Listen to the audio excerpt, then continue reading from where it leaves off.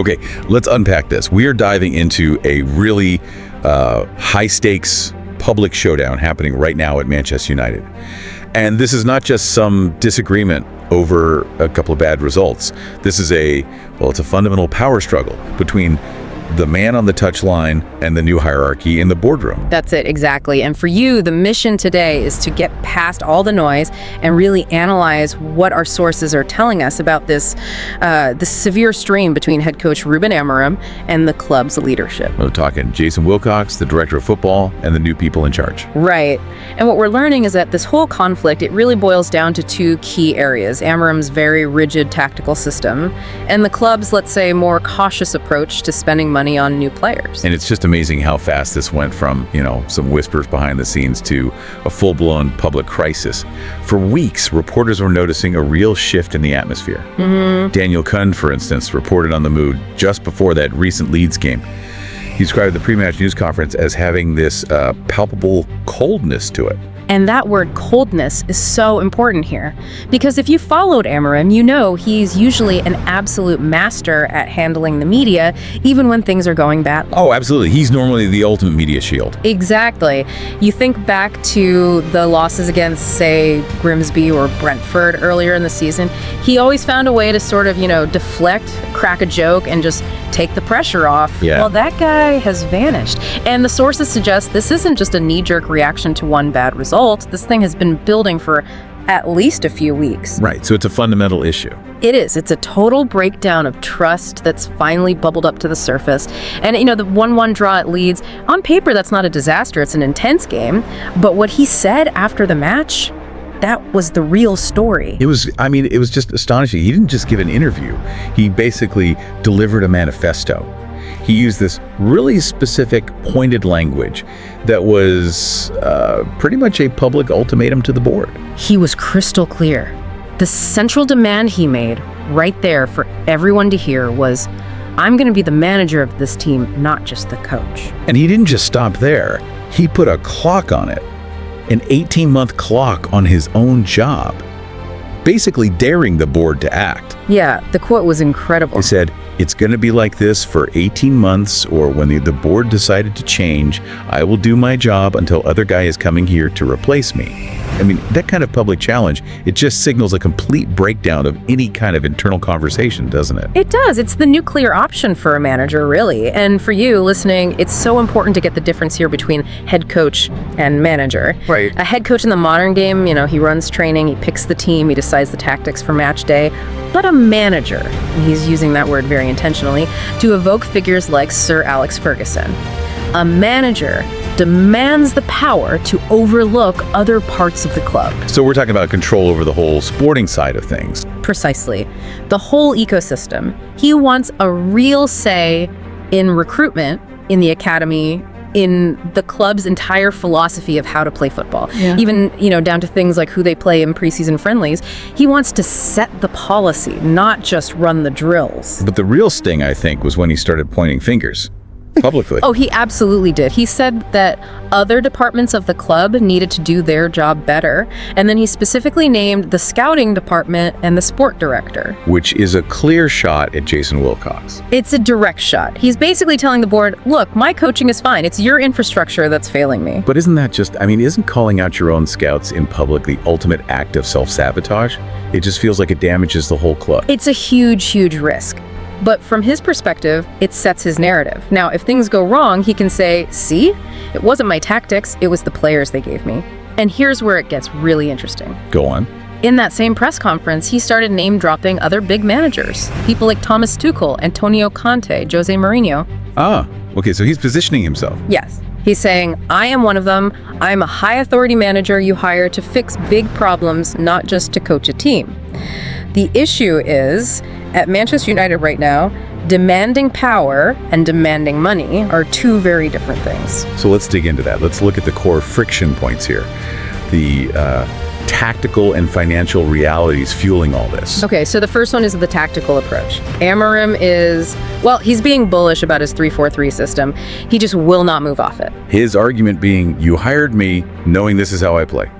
Which is fair. It's a fair point, but the hierarchy is pushing back. They want to see more flexibility. They're pointing to that recent win against Newcastle where the team adapted and looked good doing it. But then he immediately went right back to the three at the back for the Wolves and Leeds games. So he's doubling down. Absolutely doubling down. For him, changing the system is like compromising his entire identity as a coach. The problem is, while they are creating chances, some analysts are worried they're not the best type of clear-cut chances. Meaning the system might be a bit predictable. Predictable, or maybe just too easy for top teams to figure out and counter, which leads directly to the second and probably bigger problem, recruitment strategy. Right. Because you can't play that system without very specific, specialized players. And it sounds like the club just isn't willing to pay for them right now. That's the heart of it. The club is trying to play the long game, but Amorim has immediate needs. He wanted reinforcements in January. He was linked with Antoine Smino, who now looks like he's going to Manchester City. Of course. But the hierarchy, Wilcox and the new ownership, they are just adamant that they have to avoid the financial mistakes of previous regimes. So what's the specific risk they see with the 3-4-3? Why is it such a financial problem for them?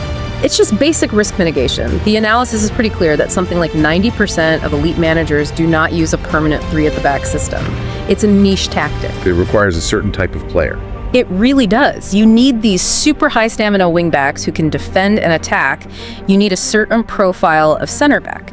So if the club goes out and spends, say, £60 million on a specialist wingback for Amorim, And then Amorim gets sacked 6 months later. then that £60 million player is a massive problem for the next manager who comes in and wants to play a standard back four. They just can't afford to build a custom-made team for a manager who is already publicly fighting with them. So they want players who can fit multiple systems. Exactly. A more flexible, long-term model. They know they need to strengthen the midfield, but they're not going to make a move in January that, in their words, jeopardizes what we're going to do in the summer. Which brings us to the money. We keep hearing this phrase, tight on cash. For a club the size of Manchester United, that is a truly staggering thing to hear. What's the story there? Well, looking at the financial context, the sources are pointing to like a decade or more of systemic problems. This isn't just one bad transfer window. This is a legacy issue. It's a legacy of mismanagement, of shocking recruitment, and just pure wastage. Think of all the expensive players who left for free, the underinvestment in the stadium. It all adds up. They're paying the price for past mistakes. Absolutely. And you have to mention financial fair play, FFP. The new owners aren't just being careful for the sake of it, they're operating under serious regulatory pressure. They have to avoid sanctions. But hang on, they found a lot of money in the summer, didn't they? They brought in Sesko, Burmo, and Kuna. They did. They found a huge sum, somewhere around 150 to 180 million pounds for those three. But the thinking is that that huge outlay basically emptied the bank for the short term. Okay. So there's just no more left in the kitty right now if they want to stay within the FFP rules. That seems to be the message. So Amorim, who desperately needs, say, a powerful central midfielder and another specialist wingback for his system, has been told, sorry, not this month. And that's why he went public. That's the consensus. He's playing a very, very high-risk game here. He's forcing the board into a corner. It's either give me the power and the money of a real manager or sack me. He's testing them. He's testing their nerve. How much instability are they willing to tolerate versus sticking to their long-term financial plan? And when a manager plays that card, the speculation starts immediately. So what does this all mean? The obvious consequence is that people start talking about his replacement. And the biggest name being thrown around is, of course, Zinedine Zidane. Zidane is the dream candidate, isn't he? He's been out of the game since he left Real Madrid in 2021, but his resume is, it's untouchable. 3 Champions Leagues in a row. The pedigree is undeniable. Yeah. But a club in this much turmoil, it doesn't seem like the ideal place for a manager like that to land. What would he even demand to consider the job? That is the million-dollar question. The former France international Emmanuel Petit talked about this, and he was really clear. Zidane would need to get guarantees before he'd even think about signing. Guarantees about what? Money. Money, but also more than that.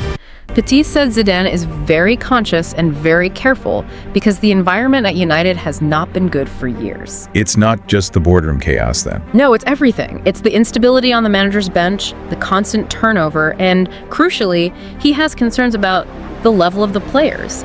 Zidane knows he's not a miracle worker. He needs the right tools to work with. So the club's current state is actually a major turnoff, despite the name and the history. A huge one. Zidane gets that while Manchester United is still a massive global brand, on the pitch, it's not on the pitch anymore.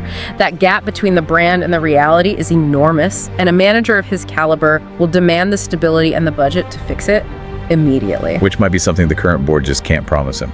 It might directly contradict their entire strategy of being cautious and FFP compliant. So to sum it all up for you, we have Ruben Amorim basically risking his job to demand total control and immediate investment in his very specific 3-4-3 system. And that demand is in direct conflict with a club hierarchy that is, for the first time in a long time, trying to prioritize financial stability and tactical flexibility to avoid the massive mistakes of the past. It's a clash between a single, impatient vision and a much more cautious corporate strategy. It's a battle for the soul of the club, really. Is the hierarchy going to throw away its new, careful plan just to satisfy a manager who's demanding everything right now? Or are they going to stand firm, accept the short-term chaos of sacking him, and find someone who actually buys into their long-term vision? The answer is going to define this club for the next 5 years. And that really leads us to our final thought for you to think about. Given Manchester United is, by all accounts, tight on cash and has to follow these strict FFP rules, and knowing that a top-tier successor like Zinedine Zidane needs guarantees about stability and player quality, is the club even capable of meeting the demands of a 3-time Champions League winner right now? Or have they just found themselves in a strategic dead end?